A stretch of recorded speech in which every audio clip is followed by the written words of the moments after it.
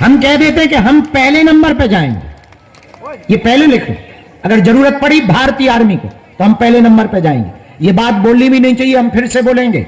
अपने 100-100 500 रुपया तैयार रखना, जरूरत पड़ने पर भारतीय आर्मी के खाते में डालेंगे।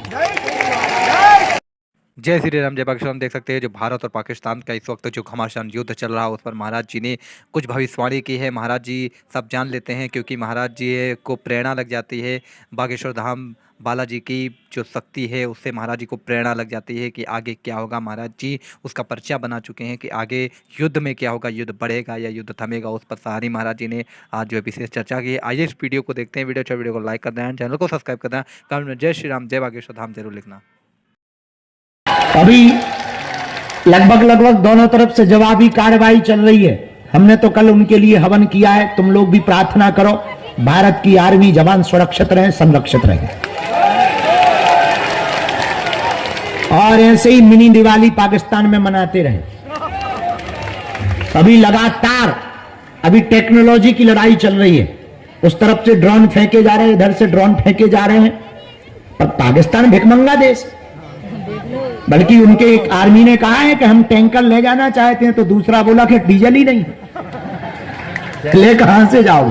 हालत बहुत खराब है उनकी। अच्छा, अद्भुत बात यह, धन्य है भारत की आर्मी।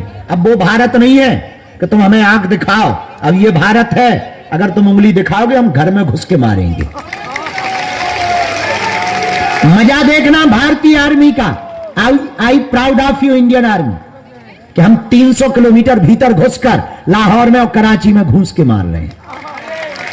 इसी को जलवा कहते हैं। पहले बॉर्डर पर लड़ते थे, अब उनके घर में घुसकर मारते हैं और आंख दिखा के कहते हैं कि छेड़ोगे तो छोड़ेंगे नहीं। और कल ऐसे बम फड़ाका हुए पाकिस्तान में कि पाकिस्तान वाले दुहाई मांग रहे हैं। अच्छा, उन्हें पता ही नहीं चल रहा है बम आके घर ही आता है। अच्छा, पहले हमारे भारत में तो ड्रोन आने के पहले भी पूछता है कि घुसे कि ना घुसे। उसके पहले ही S-400 धड़ाक खत्म कर देता पाकिस्तान के ड्रोन को। लेकिन हमारे वाले भीतर घुस के जाते हैं, पूछते नहीं, जब घल जाते हैं तब पता लगता है कि घल गया है। हाँ, दहशत में है, दहशत में। और पाकिस्तान वालों को दहशत में रहना ही चाहिए। जब विचार करो सिंदूर इतना खतरनाक है तो हल्दी और मेहंदी कितनी खतरनाक नहीं होती। अच्छा, पाकिस्तान वालों को हम सूचना भी देना चाहते हैं कि बताओ, सिंदूर तो झांकी है, हल्दी मेहंदी बाकी है। अब बताओ, हल्दी मेहंदी के बाद में फिर विदाई भी तो होती है। और जब पालकी पे दुल्हन बैठती है तो क्या हाल होता है, रो रो करके। तो अपनी तैयारी बहुत अच्छे तरीके से पाकिस्तान को रखना चाहिए। लेकिन हर भारतीय से प्रार्थना है, आप अभी से ही तैयारी करके रखें। अगर युद्ध छिड़ता है, हमने तो तैयारी कर ली है कि हम तो भारतीय आर्मी के साथ बगल में खड़े होने को तैयार हैं। पर अगर युद्ध छिड़े तो तुम अपने बच्चों को भी तैयार रखना, तुम्हारे बेटा को भी तैयार रखना। और विवाहित माताओं से प्रार्थना है, अपने पतियों को तैयार रखना। सरहद पर जाना पड़े देश को बचाने के लिए तो बिना रोके टोके अपने बच्चों को या अपने पति को सरहद पर भेज देना। और हां, हम कह देते हैं कि हम पहले नंबर पे जाएंगे, ये पहले लिख लो। अगर जरूरत पड़ी भारतीय आर्मी को तो हम पहले नंबर पे जाएंगे। ये बात बोलनी भी नहीं चाहिए, हम फिर से बोलेंगे। अपने 100-100 500 रुपया तैयार रखना, जरूरत पड़ने पर भारतीय आर्मी के खाते में डालेंगे।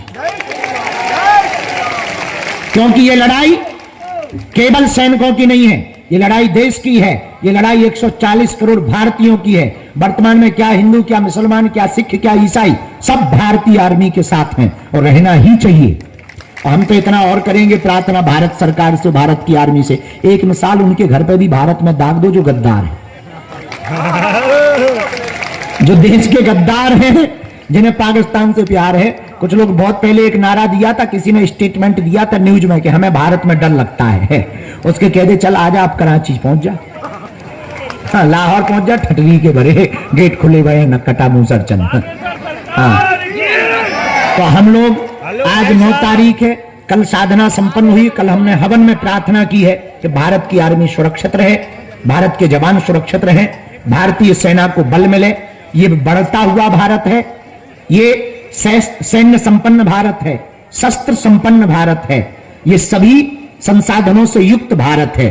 ये वर्तमान का भारत है, ये 2025 का भारत है। ये बिगड़ा हुआ भारत नहीं, बना हुआ भारत है। ये डरा हुआ भारत नहीं, आंख दिखाने वालों के घर में घुसकर मारने वाला भारत है। और आतंकवाद और अलगाववाद के खिलाफ अगर कोई जंग जीत सकता है तो केवल भारत जीत सकता है। और यशस्वी माननीय प्रधानमंत्री जी दम लगा करके खुला छुट्टी दे रखे हैं। तो बेटा कोई छेड़े है तो भारतीय आर्मी से कह दिया तुम छोड़ना मत। देखो प्रधानमंत्री तो ऐसे ही होना चाहिए, ऐसे ही प्रधानमंत्री काम का है। अब बताओ, हर बार जो है हमले होते थे, हम लोग कड़ी निंदा करके पोस्ट डाल के कैंडल जला के सो जाते थे। अब बहुत बढ़िया है कि जिनने हमारी नींद खराब करी उनके शहरों की नींदें खराब हो गई। पूरे देश की नींद खराब हो गई पाकिस्तान की। प्रधानमंत्री तो ऐसे ही होना चाहिए, दमदार। तो हमें तो बहुत मजा आया। I proud of you. हमें तो बहुत ज्यादा गर्व है इस बात पे, और इस बात पे भी हमें ज्यादा गर्व है कि हमारे बड़ा वाला भाई बड़ा खतरनाक टाइप का है। तो हमें और ज्यादा प्रसन्नता है। तो अभी वर्तमान में बहुत बढ़िया चल रहा है, लेकिन आप लोग प्रार्थना करिए, तैयारी करके रखिए। जरूरत पड़ने पर अगर जाना पड़े तो तैयारी करके मनोयोग में रखिएगा। हम भारत की आर्मी के साथ कदम से कदम मिला करके खड़े होंगे और पाकिस्तान को और भारत विरोधी लोगों को मुंह तोड़ जवाब देंगे। और भारत की सभी पार्टियों से हम प्रार्थना करेंगे, आपसी लड़ाई अपने आप में है, चाहे वो सपा हो, कांग्रेस हो, बसपा हो या अकाली दल हो, जनसत्ता हो, जो भी दल है, सब पार्टियों से प्रार्थना है। आपसी असहमति अपनी जगह है, पर देश के लिए हम एकजुटता दिखाते रहें, ताकि देश के दुश्मनों को ये लगे कि हम आपस में भले ही अलग हैं पर दुश्मनों के लिए एक हैं। बोलो सीताराम। जोर से बोलो, और जोर से बोलो। वंदे भारत माता की, भारत माता की, भारत माता की। हम लोग भी प्रार्थना करें, तैयारी करो। हम तो कहते हैं कि एक बार में ही इससे हिसाब किताब पूरा हो जाए।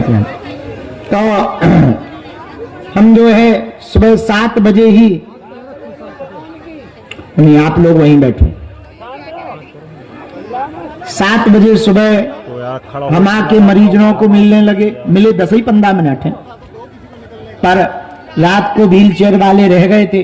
जब तुम्हें हमने वहां से प्रवचन सुनाए ऊपर से हवेली से, और फिर वहीं बगल में डला था बिस्तर। तो दिन भर के, एक तो 5 दिन के थके थे, बुढ़ापे का शरीर, ऊपर से अब तो और 5 दिन भोजन नहीं मिले तो 94 प्लस लगी उम्र, जैसे 94 साल पार हो गए हों। ऊपर से बढ़ती हुई दाढ़ी, मूछें फंसती हुई, तो फिर और लग रहा था कि सच में बुढ़ापा आ गया। 11 लाख जप पूरा हो गया। कमजोरी आ गई है, वजन 2.5 किलो घट गया है, लेकिन मजा बहुत आ रहा है। मजा इस बात पे आ रहा है कि हमारे गुरुजी बहुत खुश हैं। और उन 5 दिनों में जो 2 दिन हमने दरबार नहीं लगाया, उसका एक अलग मजा था। धाम पे रह करके धाम में ना रहना, ये अलग मजा था।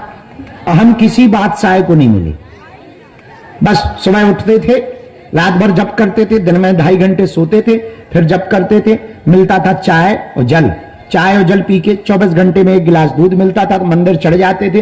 क्या आनंद बरसता था। हाँ, ऐसा लगता था यही जिंदगी का सच्चा रस है। तो सच बताएं, हमसे कोई उस वक्त पूछता तो हम यही कहते कि बस हमारा इस्तीफा ले लो, मंदिर हमें दे दो। अगर हमसे कोई पूछता कि आप अपनी ख्वाहिशें बताओ, तो बस मेरी ख्वाहिशें इतनी सी रह गई थी कि मैं रहूं, मंदिर रहे, बस। उसका एक अलग मजा था। पर सब जरूरी है, साधना करेंगे, तप करेंगे तो जीवन सधा हुआ रहेगा। जीवन को साधने के लिए साधना जरूरी है। जब तक आप खुद को नहीं साधोगे, देवताओं को क्या खाक साधोगे। आओ, बार बार का झंझट खत्म हो। आओ, बोलो सीताराम। अब आज का दरबार सुबह का